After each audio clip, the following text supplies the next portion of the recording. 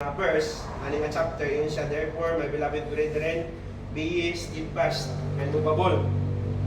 So, una nga gilasig sa Ginoo sa tuwa nga maglikon ta, magpabilin ta sa pagtuo.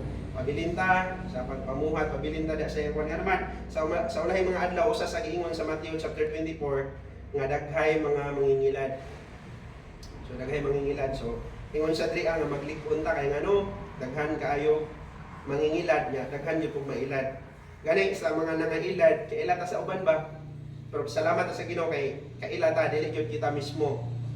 So, muna, ang pagpangalagad, paggrasyahay ra yun, tinuod yun na, paggrasyahay ra yun na. Pero nindot kaayo nga ang grasya mo gud mo dagaya sa mga tao nga mapainubsanon. Ingon gyud ang Bible ana. Sa 1 Peter o sa book of Peter, niingon ang Bible nga ang tao or ang grasya sa Ginoo ginahatag yun niya sa mga tao nga mapainubsanon. So sometimes God ang Kristohanon kung dili man kita kumbaga dili kita exempted sa mga problema no nya, dili gyud pud kanang dili gyud layo ba nga mahitabo sa ato nga mosipyat. Kana ba nga punto kay nga naman makasala ba gyud ta nga gikaluy-an sa Ginoo. Dili layo nga masipyat ta, makasala ta. Pero sometimes ang garbo mo sa tao like na siya nahimo nga dili insakto murag gihan na lang pondayunan ba nya maulaw naman ko o ingani man nya usay man pod kay ang uban man sad kay kanang murag unsa man kanang bitawng murag paminaw gyud nila nga dapat ingani ra gyud ang atong himuon. Yes, sakto man gyud gitudloan mo ita nga ingani gyud dapat ang pagkinabuhi pero sugot sa dili gyud malikayan nga busipyat. Ang uban mo gyud kanang murag ilahang i-degrade ba kay kuan man na siya. Murag ingana. Pero instead nga ingana, salamat lang ta sa Ginoo kay naagyapon ta karon nga pabilin. Pero usa nga gidasig sa Ginoo sa atuba karon nga magpabilin ta nga malikon. Sa grabe steadfast and movable nga naman sa ulahing nga mga panahon daghay mugawas nga mga mangingilad. Nya daghan gyud poy kanang mga pamaagi nga mailad ta. Sa una, murag dili kayo po muna cellphone. Yan ang may cellphone sa una. Dili po kayo ka mailad kay ang games kay nagdepende na sa cellphone. Kasagaran kay katong halas-halas. Nga na ra, murag dili ra kayo ka malingaw ba. Pero karon daghan na kayo mga dula nga mahurot ang imong time instead nga mahatag din mo sa mga butang nga makapahimaya o makapalipay sa Ginoo. Sa kana pa lang daan na punto no, sa pag-evolve sa kalibutan. Kana pa lang ng mga iladaan ba, murag lisod na kayo bantayan. Na kung dili ta kabantay o nahurot lang ato ang panahon niya. Aside ana, daghan na kayo mga kalingawan karon. Sa una kay mingaw kayo karon anay night market. Parang something ana ba nindot na ang kalibutan niya kung di ka magbantay malingaw jud ka.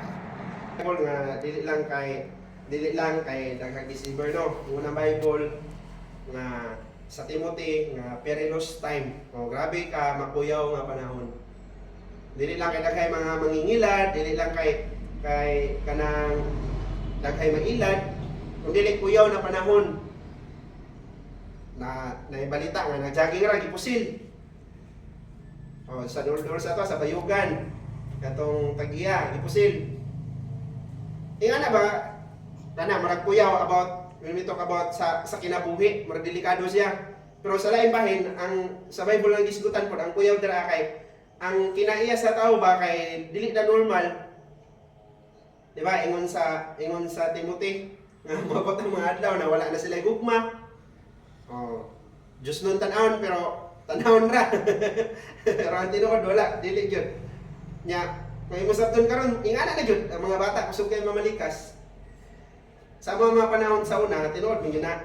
Although di pa man kayo kutigwang unlike sa mingon si pastor nga kanang sa una kung lakaw ka yung gabi ina, mga may gabi inong kana nakaapas pa ko na sa una. Labi na sa mga bukid-bukid nga dili pa uso ang mga street lights, ngit-ngit kayo pag nakikasugat mga katahuran. Kailaman ka or wala. Pero karon dili na gyud. Murag talagsa, ambot lang, wala, mapulagi tayo suri-suri na magabi pundo lang tari, or kung maglakaw kayo, magmotor man sad. Isa una kay baktas mong god, pero murag mga bata karon ambot kung ingana pa ba. Pero sa una, tinuod yun na. Respetado kayo sila ba? Karon dili na, lahi na. So ingana kakuyaw ang ato ang panahon karon. Muna nga kita, ingon nga mga kasbanon, pabili na tada sa Ginoo. pabilin ta nganong gihawhag ta nga mo pabilin tungod kay namong giganti ang nagpabilin. Gantihan sa Ginoo, balusan sa Ginoo kung sa eskwela pa dako gyud kayo chance to nga makadawat og ribbon katong nagpadayon jud kaysa ni undang. Kay kung niundang ka, siguro posible nga pwede ka makapasar. Labi na mga fourth grading na. Pero di jud ka kadawat og ribbon. Kaya wala ni undang na ganit ano. Pero nga sa pagpangalagad, giawhag gyud ta nga mo padayon. Oh, kay ano, mo mga rason. So daghan pa man kay rason nga mo padayon ta. Pero bisan ka na lang tulo ba nga mo pabilin ta nga malig-on, nga magpabilin ta tungod kay daghan kay mangingilad. So kung di ka mo pabilin, pwede man ka mailad. Kanya pabilin ta kay naman kuyaw na kaya ang panahon karon. So pabilin na gyapon ta sa standard sa kung unsa ang gitudlo sa ato ang pastor. Kung unsa ihang ginatudlo nga makita ko nato sa Bible. So pabilin na ta diha. Kaya naman, aside na ng tanan na ko ikaw. Ikaduha, na makita na to aning verse na itong gibasa, yun siya rin ang always abounding in the word of the Lord. So daghan kayo tak mga trabaho. So mahisgo tag trabaho, abounding yun kayo. Abounding yun kayo itong mga trabaho. Sure yun ko anak, nga kita lain-lain man tag mga trabaho, pero daghan kayo tag mga gipanghimo. Pero ingon siya diri ang dasig niya diri sa to nga always abounding in the work of the Lord. Dili lang sa trabaho sa kalibutan, kundi trabaho sa Ginoo. Nga dapat may kag-abounding, although dili work naman gigamit pero namang gi-abounding draa. So daghan or abounding, daghan. Dapat daghan tag mga pagahimuon or himuon diha sa mulaton sa Ginoo. So malipay naman ang tanong ang Kristohanon, makita na to nga naa sa Domingo, ya pagkahapon bubalik. Pero mas malipay yung ka itong mga tao nga makitaan ko yun mo Miyerkules. Nga na ba? Pero mas dako yun kayong kalipay nga makita ni mo na sila nga manglakaw. Pagkalindot na lang kayo kung pareha sa atong silingan ng mga saksi, ano? Kita na, padulong pa tayo dito O, sila po, masugatan na to. Manganin sila dire, manggimuto dagan kay sila. Kompleto na yung mga tibok pamilya, na yung mga bata, dabi kadaghan. Pero sure gid ko dili ko tingali tanan. Pero mas daghan kumbaga kung imong i-ratio tingali ang nasa mga member nila, siguro lapas sa katunga or katunga manggaling nga nang lakaw. Kay di na biya kay na sila daghan jud pudra. Managhan naman na sila kay gikan ko na sa Ago. Sa Ago, Apga, El Rio, paana diri atanan, diya ra sila magtapo. Sa 25, yan na, daghan murang daghan yun sila. Pero kung pada sa ito nga sibagat, dahil yun, dili ra gamay. Pero ang punto ba, nga siguro murag katunga silang simbahan gapang lakaw. Sa atuan, murag dili mahitabo. Murag 1/4, 1/8, or ambot pila ra ka ang ratio sa atuan. Grabe ka gamay, pero ang akong punto diya na kung mga kana sila, naghimo pa sila ng mga butanga, kana, nag-abound na sa bulaton sa Ginoo. Yes, nagsimba ka, pero di raman puntaman. Dahil na yun itong mga nilakaw po no, kay naa sila yung mga extra nga mga kuando. Kung baga sa eskwela pa na, ang uban kay na-apil pa og athletics, ang uban, daghan kay gipang apilan. Nga na ba, so murag yung ana unta na, ang gusto sa Ginoo sa ato ang kinabuhi nga, yes, giawhag mo yun nga magsimba, magtigom, pagimaya sa Ginoo. Pero mas nindot yun kayo ito, nga daghan pa yun kayo mga extra ba na himuon para sa Ginoo. Yun sa always abounding in the word of the Lord. So always, sa matag karon ug unya kita na himuon nga daghan tag mabuhat para sa Ginoo. Bisan pa dili ka mulakaw pero pagabot sa simbahan kay gapanilhig man ka, extra na na. Kaya dili man ginahimo sa uban. Unya kahigayunan rabi na tanan. Kaya naman sa langit dili mo ka manilhig. Kanya, mabot yun, naging panahon na sugot tayo sa dili, wala ta kabalo sa unahan nga dili na din na nato mahimo. Na yung mga time nga gusto ko man mo musimba pero dili na nimo kaya kay mong lawas mismo dili na kahimo. Or na yung mga panahon nga diha na lang ka sa pangandoy na lang kataman kaya dili pinakaibol ba. So sayang kayo. So mintras karon makahimo pa ta, atong tinguhaon nga makahimo tag mga butang. Isag mga ginagmay ba, at least ga-abound. Dili siya dili siya taman ra nga ikaw lang ka mosimba. Daghan kay mga butang nga pwede ta makahimo pag-support sa mission. Anything ay mohang mahimo nga naa sa imuha. So makaunt na sa Ginoo nga kanang lahi-lahi kung na sila kanang kwan ba reward. Lahi sila ganti. Lahi-lahi po na sila na murag kwan kategory sa service dira sa Ginoo. Pero ang pinakalindot nga gihimo na nimo para sa kahimayaan sa Ginoo. Nga right punta na ang ato ang kasing-kasing. Ingon siya diri nga always abounding in the work of the Lord. Magbuhatag daghang mga trabaho para sa Ginoo. Dili lang sa secular or sa atong pagkinabuhi, praktikal na pagkinabuhi sa kalibutan. Normal daghan man tag mga trabaho, ga-abound na tong trabaho no. Pero ingon ang Bible nga always abounding in the work of the Lord. Nya himuon ta na para sa kahimayaan sa Ginoo. Ingon ang 1 Corinthians 10:31 nga do all things to the glory of God. Himuon ang tanan para sa kahimayaan sa Ginoo. Dili para sa kapastor lang na malipay to si pastor kung akong maginganay ko, kung mag-support ko inganay, so dadaan ko to inganay. Pwede man mo lipay ang pastor niya ang Ginoo kay wala na lipay. Pero kung lipayon nimo ang Ginoo, dala na ng tanan. Siguro na may dili malipay kung lipayon nimo ang Ginoo, na dili malipay, pero kanang dili malipay kay unbeliever na. Mga tao na nga dili anak sa Ginoo, mao dili malipay. Pero kung anak sa Ginoo, lipay gyud na sila. So kanang pastor, malipay na kung lipayon ng Ginoo. So nindot kay nga ang Ginoo gyud ang ato ang goal nga lipayon himayahon. Kay kung tao ra, pwede man na malipay pero ang Ginoo wala. Pero kung ang Ginoo malipay, posible kay nga dili na malipay ang mga kaubanan nimo dira. Labi na ang tao nga gipiyalan sa Ginoo sa imuha. Tao kay kalipay ana. Makita nga na faithful, makita ka niya nga supportive sa ministry. Siguro dili mo na siya maingon pero nagit sa kasing-kasing una-una ba na kanina mga tao sa ligan yun, nagpaluyo yun. Ang ayan yung kamo pasalamat sa Ginoo nga na kay pastor nga nagatiman. Kontra sa para para wala. Para sa na yung mga nasagap na balita sa ligan ba. Na ilang igsoon kay hapit na po nag-commit og suicide. So ana ang mga igsoon nga tuan kaya lagi na tabangan ra to mga problema. So pag nag-meeting na ako yung mukha nani. Ang katong mag-comment ba nga kaya tabangan na nato na wag gyud gihimo. Wala mo na. Mura nga na usa yung restaurant tama na sa istorya. Nga nahigugmas ang pastor pero ang tinuod wala ka na pakita ba. Oh. So pag ingon nga kuan walay kwarta. So sa dihang gitawagan kay na kuan gitawagan niya.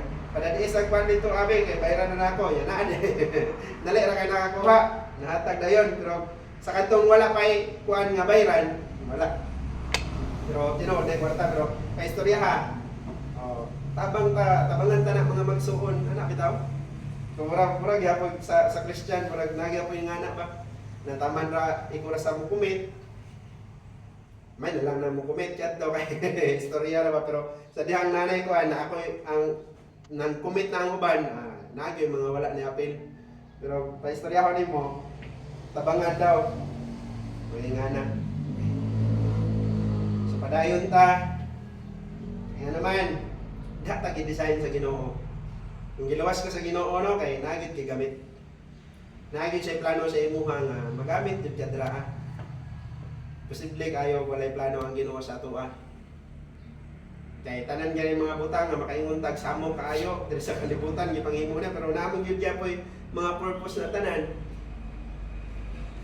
O say kapoy ba kay manglimpyo sagbot sige rag turok sige ra kaguna pero apoy pagkaon ng mga mananap ya kung walay sagbot.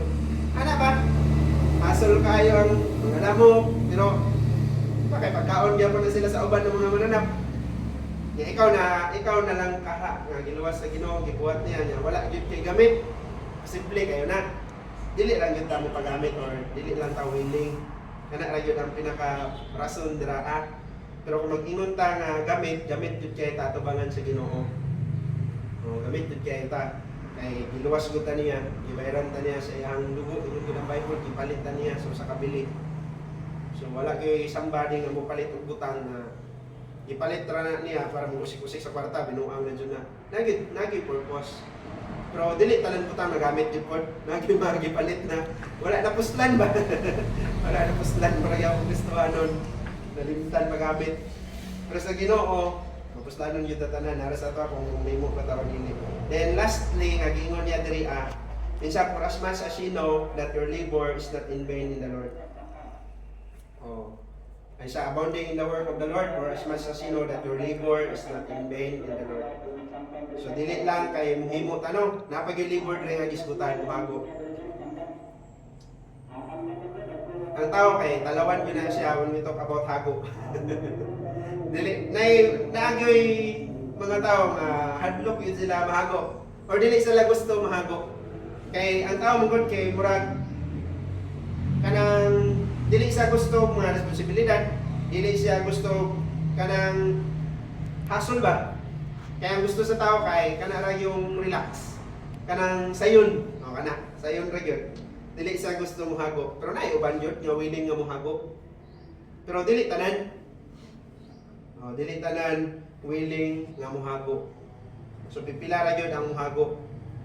Kung imo sabton overnight prayer, murag mukunhod siya kontra sa normal na mga kuan, normal na mga Wednesday. Kay kabalo mo kita kapoy. Kaya labi nagdaghan kayo mo-attend, dugay kayo mahuman, mabilar, kapoy magsigig tindog-tindog pa ya, kay magkuha ka sa kuan, magkuha sa prayer request, balik na ka sa lingkuranan, magpahina, gamay ra, ano man, dili man tanan willing muhago. Pero ingon yun ang Bible ri nga your labor is not in vain. Ang imong mga kahago, ang imong mga gipambuhat, so dili lang kay kanang willing ka ng himuno, muhago kita. Lagi panahon nga muhago ta. Dili man tayo sa tanang panahon, pero ibutan kita to sa panahon nga muhago kita. Nga naman, makasala man ta. Kung man nakasala si Adan o si Iba, gingnan sila sa Ginoo. Si Adan, nga dili ka mabuhi kung dili nimo patuwan og singot. Pinagi sa pagpaturo sa singot, makakaon ka. So pasabot na muhago na ka. Pero naanad pa man ta atong design nga kay mao man po ito yung naka-design sa ilahan no? Na ikaw na lang manguha sa bunga, kay mukhaon lang. Pero man nakasala, kinahanglan na yun maghago. Mao gyapon sa ministry na sa Ginoo hago yun. Kinahanglan yun ang muhago. Nga naman, ingon gani siya sa Philippians 1:29 nga dili lang daw, sa napagasulti na da Philippians 1 verse 29. Ingon ang Bible diri for unto you it is given in the behalf of Christ not only to believe on Him, but also to suffer for His sake. Dili lang na taigo nga mutuo sa iya, kundi muantos po daw ta. Tungod og alang niya. So, nay mga pagantos sa kinabuhi. Lahi-lahi man tag mga alang tusunon tingali, pero naa gyud na siya. Part gyud na. Pero kung nag-antos ka tungod og alang sa Ginoo, dili daw na sayang. Pero kung nag-antos ka, kaya kapabadlong ka. So, wala. Imuha gyud na. Sala gyud na nimo. Baga, imuha nang kuan risko. Ganong wala ka nang pabilin sa Ginoo na may mga kalisdanan. Pero ang ato daw mga paghago, dili daw na sayang. Pero kung lagi usahay or dili, kadaghanan sa Christian, tapulan. Kapuyan. Mga sa choir, marang pila ra ang kuano.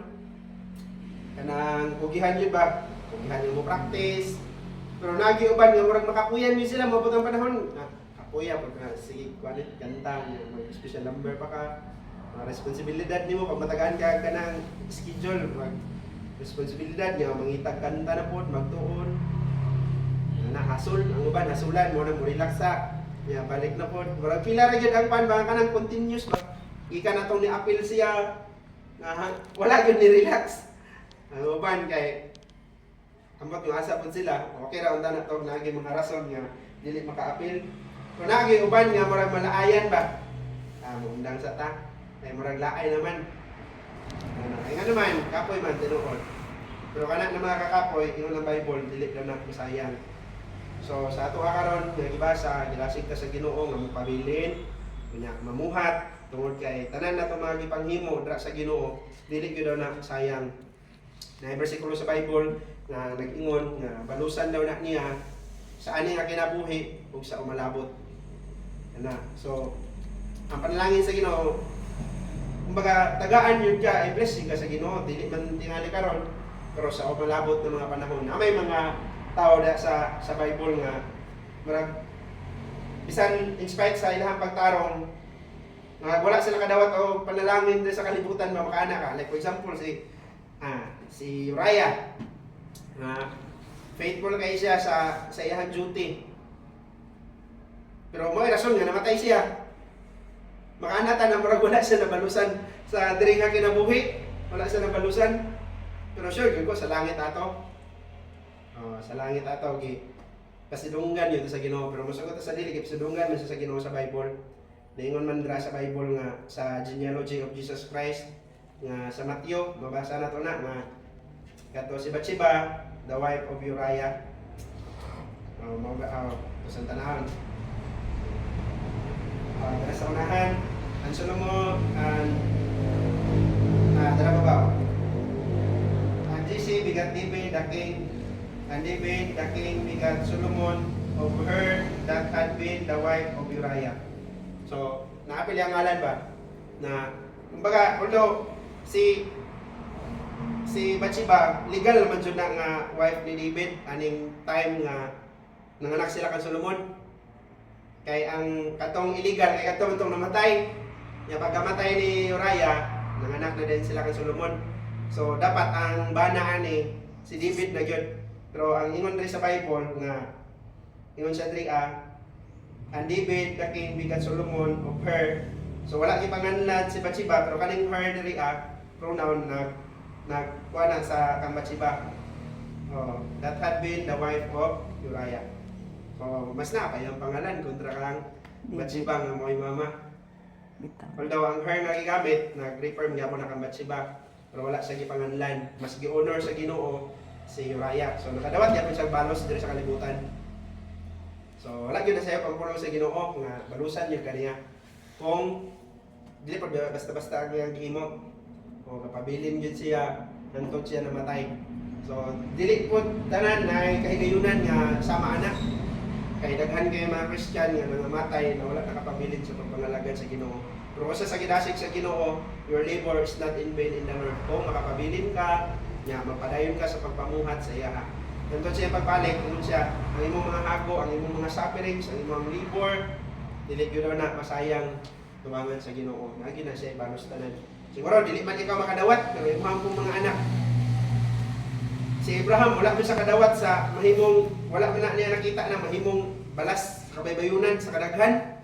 Wala naman na niya naapsan, isa raman niya naapsan niya. Kato na yung mga anak-anak sa iyang mga lain nga bae, daghan siyang mga anak, pero dili yun sama ng balas. Pero niabot gyapon sa time nga daghan yun sila. Nang gawas gikan sa Egypt, grabe kadaghan. Millions kapin, kay 600 nga ito kapin itong nangamatay. Na katong sa 20 pataas. So daghan kay sila, million sila kapin. Mura na ginagbalas kung imuan ng kung ibutang na sa patag. Sabi na nakadaghan, pero wala na nakitaan. Pero kadungog siya, giingan siya sa Ginoo na. Pero ihanap siya, mara to isa. Gisaran sa Ginoo mamadaghan. Na rin siya mga anak sa lain. Gamay ra. Pero i-bless sa Ginoo, gitinuod sa Ginoo, matagaan yun siya manununod. Yung na. Pero matinuod yun ang gingon sa Ginoo. So kung magtarong ka karon, siguro dili kayo ka maka-experience, pero ang mga nagsunod sa imuha, mas grabe ang ilang blessing kung magtarong pa pud sila. Kaya naman, may mga naguna na nadamay sila sa panalangin ba, kumbaga, mura ka nagtigom sa bangko, nga sila ang mga beneficiary ng mga nagsunod. So, ilig kamatay nimo, na sila istak, daan, na sila makuha niya. Nagtarong bigay silang eskwela, sakto pa po silang trabaho, mas makapundo kayo ng daghan. Pero enough na ang imuhang gibiyaan nga mabuhigpit sila ba.